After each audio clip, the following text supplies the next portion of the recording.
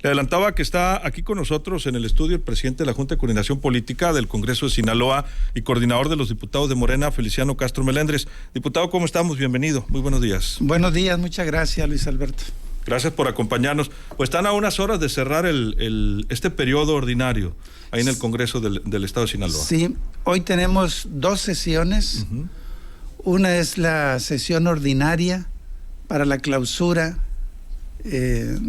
Sería la última sesión del Congreso. Con eso vamos a cerrar el periodo. Y luego la sesión solemne, donde se habrá de nombrar y tomar protesta a la Diputación Permanente. Y con eso ya cerramos. Con eso se cierra el periodo. Y antes de abundar al respecto, quiero sumarme, si me lo permite, Luis Alberto, al pesar que significa la muerte de Jesús Aguilar Padilla y enviarle un abrazo a mis compañeros Sergio Mario Arredondo y Ricardo Madrid, diputados de la fracción parlamentaria del PRI, muy cercanos a Jesús Aguilar. Les mando un abrazo y me sumo al pesar que ahorita tenemos en Sinaloa. Le tocó, si mal no recuerdo, ser diputado, ¿no? Cuando era gobernador, Aguilar Padilla. Sí, yo fui diputado del 2004 al 2007 y justamente Jesús Aguilar era el gobernador. Sí, igualmente nuestro pésame a los diputados y a su familia, como lo hemos externado. Lamentable hecho que se presentó el día de ayer. ¿Y qué pudiéramos destacar de este periodo? Mayoritariamente vieron cuentas públicas, se reformaron también algunas situaciones del Estado, trabajaron en la misma ley orgánica, ¿no?, del Congreso, entre otros temas. Sí, de ese periodo fue un periodo muy intenso, de mucho trabajo.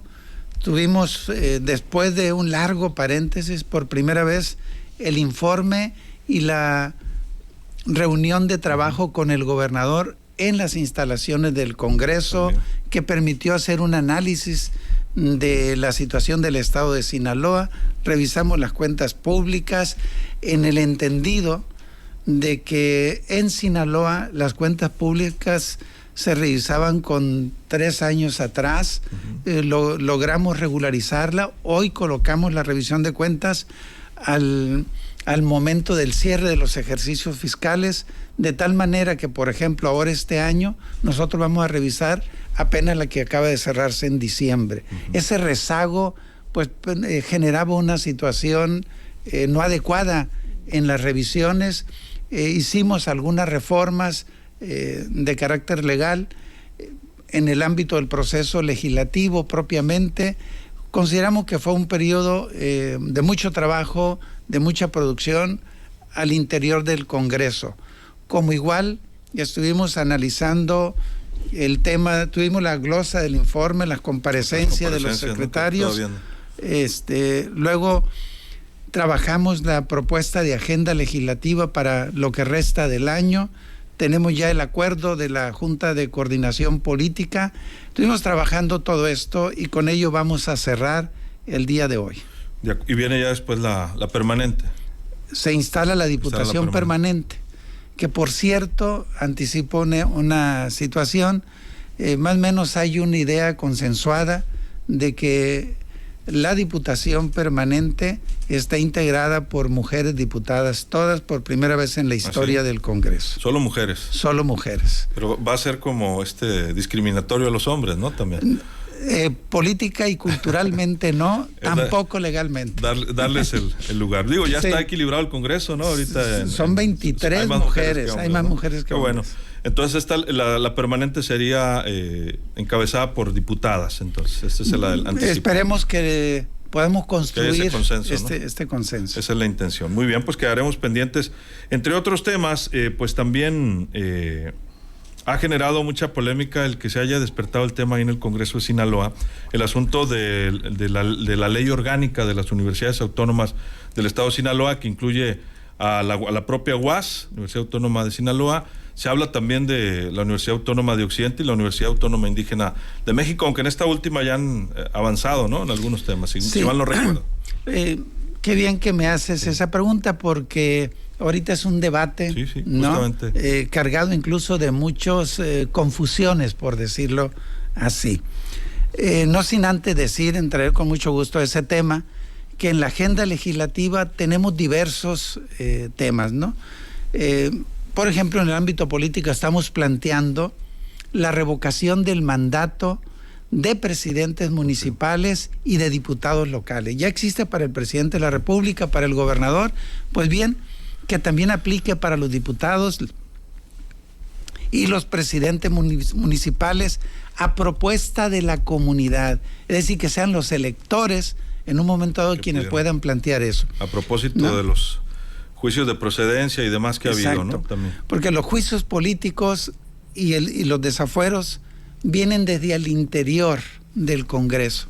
Se trata que sea la gente.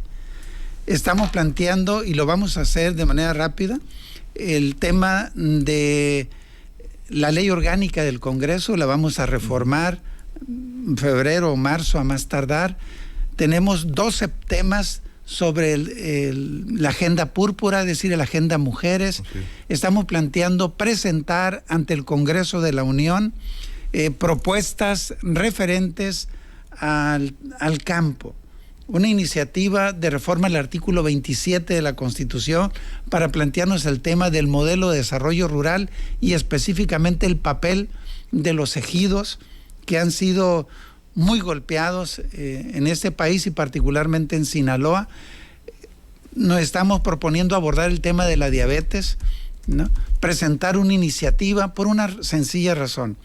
Los enfermos de diabetes le tienen que pagar impuestos al gobierno. Esta es una herencia que nos dejaron los gobiernos del PRI y del PAN. Le tienen que pagar impuestos al gobierno para curarse, ¿no? Al comprar las tiras reactivas o las lancetas para pincharse y que salga la gota de sangre, tiene que pagarse impuestos. Todo esto lo vamos a abordar en este año.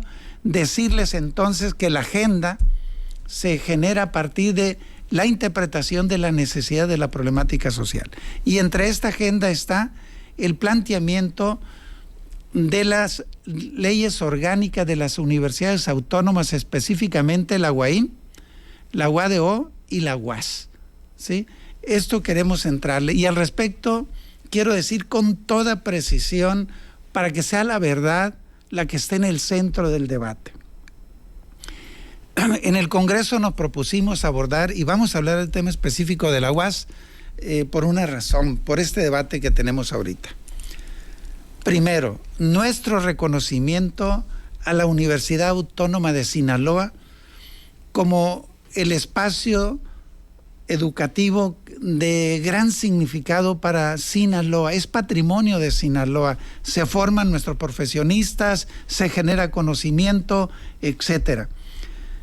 Nuestro reconocimiento y respeto irrestricto a la autonomía universitaria. Es más, te diría, Luis Alberto, que nuestra generación en la universidad por muchos años fuimos los que estuvimos todos los días luchando por afirmar la autonomía universitaria. Sabemos de qué estamos hablando y en ese sentido, que no quepa duda, le quiero compartir a toda tu audiencia nuestro reconocimiento a la UAS, respeto a la autonomía universitaria. Entonces, ¿para qué nos planteamos o por qué nos planteamos una reforma a la ley orgánica de la UAS, entre otras? Primero, porque tenemos que atender el nuevo contexto histórico de transformación por el que cursa el país. Recordemos que a partir del 2018, que López Obrador llega a la presidencia, se hace una reforma de gran calado al artículo 3 constitucional, donde se genera un nuevo sentido filosófico, un nuevo sentido pedagógico, un nuevo rol a las universidades. Así lo establece el artículo 3 constitucional, como también se reglamenta en la Ley General de Educación Superior. Sí, recuerdo. Este contenido debe de expresarse en las universidades. ¿A partir de qué? A partir de lo que digan los propios universitarios. Pero además, esta es una ley orgánica que existe desde el 2006 y que fue generada en otro contexto histórico de este país. Ha cuestionado el rector públicamente, ¿no? Que se está intentando vulnerar la autonomía de la universidad, ha exigido que se consulte a los universitarios y ha emplazado también a posibles manifestaciones por parte de los alumnos, y también han obtenido el respaldo de la ANUYES, como lo refería ayer el propio gobernador Rochamoya en su semanera. Primero, decirle a los universitarios, a los estudiantes, a los profesores, a los trabajadores, y muchos de ellos nos conocen incluso personalmente, porque ahí estuve, en mi caso, 28 años trabajando en la universidad. No hay ningún riesgo de la autonomía universitaria, al contrario, tenemos la plena convicción del respeto a la autonomía, de su fortalecimiento. Todos los señalamientos en sentido contrario son falsos, son manipulaciones. Y nosotros hemos dicho que vamos a poner en el centro lo que marca la Constitución, particularmente el artículo 2 de la Ley General de Educación Superior. Dice que para hacer una reforma a toda ley orgánica de instituciones autónomas, como es el caso de la UAS, debe existir una consulta a la comunidad universitaria. Pues evidentemente esto tendrá que cumplirse, sin duda alguna. Así es. Y en este contexto, lo que ha sorprendido mucho, diputado, es que, digamos que salió el tema pues de un momento a otro, y entiendo que rápidamente se activaron, ¿no? En este sentido, las reacciones, como es el caso de las que ya le mencionaba, y también pues las opiniones, ¿no? En general de los propios universitarios, sí. Algunos de ellos que siempre han pugnado por esta modificación. ¿Qué cambiaría según este análisis que están haciendo de las iniciativas que existen? Primero, yo hago una invitación al rector de la universidad a que nos sentemos a dialogar, que platiquemos. Si algo debe caracterizar a la universidad son las ideas, que corran las ideas con libertad, ¿no? En esa línea creo que vale la pena subrayar qué entendemos por autonomía. Y la autonomía, según la Constitución, según la jurisprudencia de la Corte, es que en la universidad exista la libertad para la generación del conocimiento sin límite alguno, que haya libertad de ideas, libertad de cátedra, libertad de investigación. Esto es lo que nosotros planteamos. Y la reforma de la ley orgánica, a partir de la consulta de los universitarios, deberá servir para fortalecer esa autonomía, para que haya mayor conocimiento. ¿Qué puede y qué debe cambiar? Yo le haría una pregunta a los universitarios, les anticipo una pregunta a los universitarios. A ver, en este contexto de mayor participación de la vida social, de la vida política en México, donde la democracia, a partir de la ciudadanización de la política, tiende a crecer, ¿quién debe nombrar, por ejemplo, al rector de la universidad, a los directores de las escuelas? ¿Los estudiantes, los profesores, los trabajadores? ¿O debe ser una élite que no se abre a la comunidad? Debe haber consulta a los universitarios para que opinen si nos están planteando, y en eso estamos de acuerdo, que la reforma a la ley orgánica debe pasar por una consulta a los universitarios. ¿Por qué no consultar a los universitarios, a los estudiantes, a los maestros para nombrar al rector de la universidad? ¿Por qué no consultar a los estudiantes y a los maestros, que son los que conocen la situación de cada una de las escuelas, para nombrar a los directores? Por ejemplo, si de democracia hablamos, no puede ser la universidad un ente aislado a los procesos por los que cursa el país. Situaciones de estas habrán de cambiar. Y aquí yo quiero recordar, a ti te consta, Luis Alberto, y a muchos periodistas, cómo fue el debate de la ley orgánica el 2006, sí, claro, ¿no? Cuando se presenta la iniciativa de reformar la ley orgánica, que en este ámbito al que me estoy refiriendo se dio un retroceso, porque se planteó que, hablándose del autogobierno, debía conformarse un comité permanente, una comisión permanente de postulación, que es un grupo de 11 personas que son las que deciden los que pasan a ser considerados rector o director. Y voy a recordar aquí algo importante para todos los universitarios. En esa propuesta no iba el planteamiento académico, ¿sí? A partir del debate que dimos, tuvieron que hacer esos cambios, y qué bueno que así sea. ¿Y cuál fue la consecuencia de eso? Cuando fue electo por el Consejo Universitario Juan Eulogio Guerra, rector, excluyeron a un universitario que lamentablemente murió, Ambrosio Mojardín, que académicamente era de los más prestigiados, su currículum estaba por encima de todos.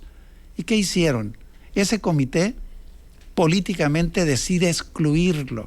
Por eso nosotros decimos, si hablamos de autogobierno, ¿por qué no consultar a la comunidad? Y un ejemplo contundente es la UNAM. La UNAM es ejemplo de cómo se consulta a los universitarios. Sí, aunque aquí se ha cuestionado mucho históricamente, pues los excesos que había, ¿no? En esas campañas, inclusive de formas de fondo y de manejo de recursos, ¿no? Muchas veces en aquellas campañas donde traían hasta bandas, había pues alcohol, fiestas, etcétera, sí, ¿no? Para inducir a los estudiantes. Sí, pero ¿quién hacía lo recordamos, eso? ¿no? ¿Quién hacía eso, Luis Alberto? Los grupos de maestros políticamente agrupados, no los universitarios. En ese sentido no estamos planteando eso, al contrario. Eso debe estar prohibido, por decirlo de alguna manera. Pero el ejemplo es la UNAM, ¿no? La UNAM, hay una junta de gobierno, ¿sí? Pero hay una junta de gobierno que se rige con lo que establece su ley orgánica y con un criterio básico. Los universitarios tienen derecho de opinar quién debe ser su director en una escuela o quién debe ser el rector. Y en ese sentido, la Junta de Gobierno va y le pregunta a los universitarios, ¿quién te gusta de estos 3, 4 los que resultaran para que sea el rector? Y ellos opinan. Y es una consulta vinculatoria. No es nada más para decir, ahí la dejamos. Por lo tanto, ese ejemplo debe servir a la UAS. No campañas. O sea, la consulta supone no campañas, no despilfarros, no manipulaciones. Existía eso, yo conocí de esa situación, muchas, ¿no? Porque había manipulaciones. ¿Y cuáles serían los tiempos de este posible análisis de esta reforma? Como yo lo dije, cuando la fracción parlamentaria del PAS es quienes sacan adelante la polémica, ni siquiera se había informado, yo dije, vamos propiciando las condiciones para que así sea. No tenemos tiempo definido en términos de calendario.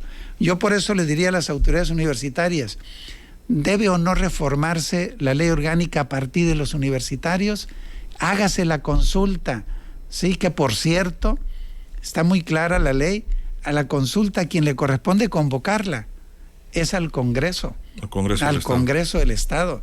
En este caso, derivado de lo que consagra el artículo 2 de la Ley General de Educación. Entonces no hay calendario definido. Es el tema. Estamos definiendo el por qué debe hacerse. El cómo, bueno, pues vamos abriéndole, y por supuesto supone sentarnos a platicar con las autoridades de la universidad, ponernos de acuerdo. ¿Por qué temerle al diálogo? ¿Por qué seguir manteniendo una ley orgánica que niegue el derecho de los universitarios a participar en las definiciones en los consejos técnicos de manera libre, bien informada? Pero además yo hago otra pregunta. ¿La autonomía universitaria no se viola acaso desde adentro? Ya dimos un debate, si no mal recuerdo, por ahí en agosto, ¿no? Intenso. ¿No? Y gran parte de los universitarios saben de qué estoy hablando, de cómo la autonomía de la universidad está vulnerada por la presencia de un partido político.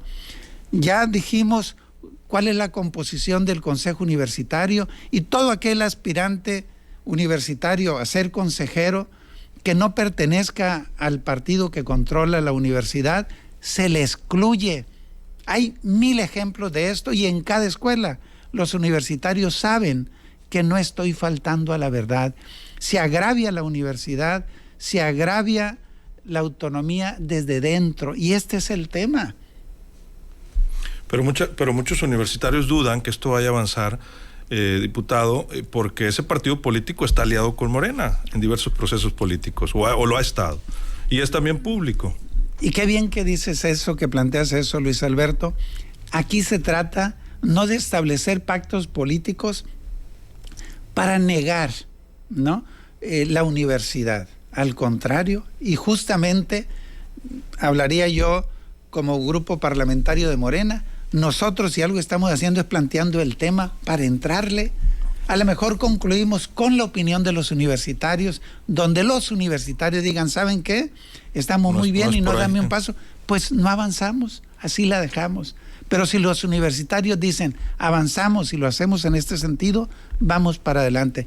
Yo les digo a los universitarios, Morena, en el Congreso del Estado, no nos vamos a prestar a hacer actos de complicidad para que la autonomía universitaria desde dentro se siga violando. Al contrario, estamos planteando entrarle al tema. Y repito, no de manera ajena o haciendo una imposición, no. Es obligado por mandato de la Constitución hacer la consulta con los universitarios. Que los estudiantes decidan. ¿Cuál es el temor entonces? Sentémonos a dialogar. Quedamos abiertos a ese diálogo también como medios y para darle difusión en cuanto esto venga, esta etapa de este debate. O como ustedes también lo hacen muy bien, Luis Alberto, cómo llevan el debate, la opinión. Entre más debate tengamos, donde las ideas fluyan de manera libre, vamos a ir construyendo mejores rutas. Entonces, ojalá y los noticiaristas pudieran organizar algún encuentro con las autoridades universitarias, el Congreso, y platicamos en un ambiente de diálogo, de respeto elemental ante el interlocutor, y decirles que para nosotros, si algo hemos estado aprendiendo en el Congreso, es que podemos construir acuerdos. Entre la diversidad podemos construir acuerdos. Y aquí el reto, les reitero a los universitarios, que las ideas fluyan con libertad, que no se vulneren los reglamentos internos. Por ejemplo, pues cómo se distribuyeron 200 o 300 tiempos completos hace unos días. Muchos universitarios saben, es más, los profesores que por derecho propio les tocó la asignación de un tiempo completo, saben en qué término fueron asignados. No estamos inventando. Y yo lo dije en agosto, sentémonos y podemos revisar varios casos, pero no hubo respuesta a la propuesta de diálogo. Estamos dispuestos. Seguimos abiertos, diputado. Muchísimas gracias. Gracias a ti, Luis Alberto. El presidente de la Junta de Coordinación Política y coordinador de los diputados de Morena, Feliciano Castro Melendres. Sin duda, seguiremos en este debate. Regresamos.